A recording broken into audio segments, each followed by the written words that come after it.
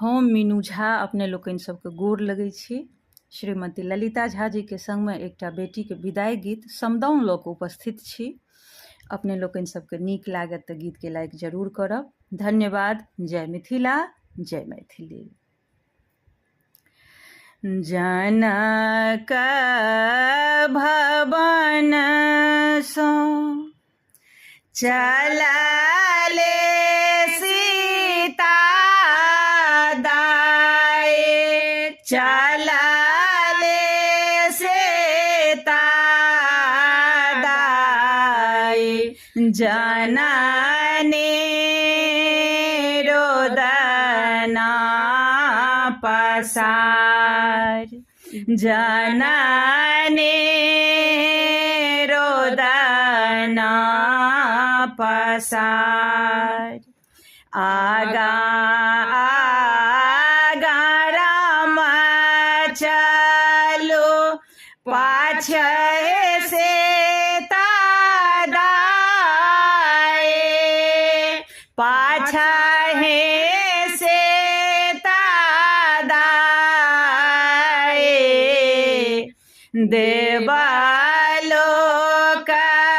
फूल छिड़िया, देवलोक फूल छिड़िया। कान थे सीता, कान थी सीता, हंसते रामचंद्र, हंसते रामचंद्र।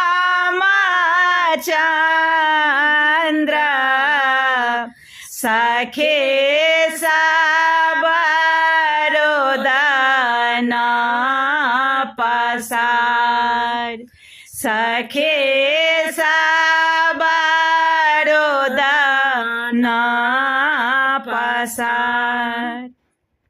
आमा के कानबे गंगा बहे गेलै,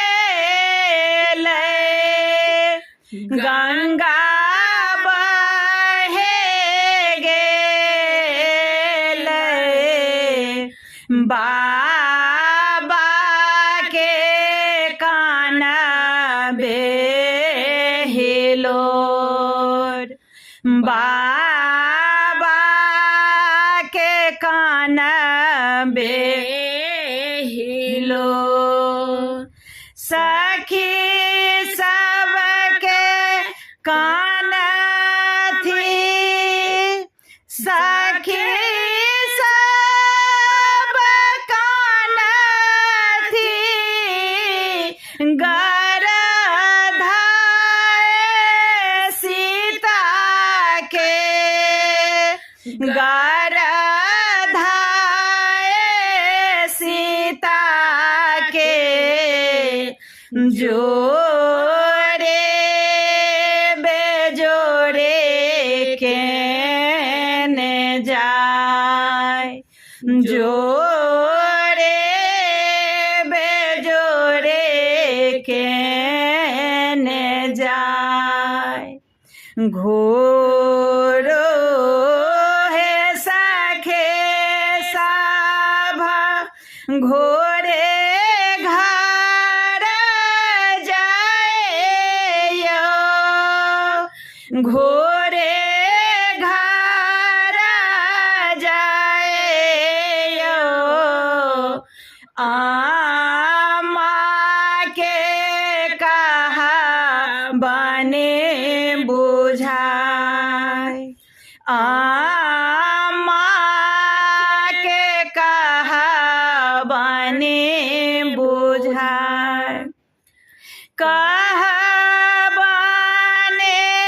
आमा के, कहबने आमा के, पाथर भाए बसते पाथर भय बसते हम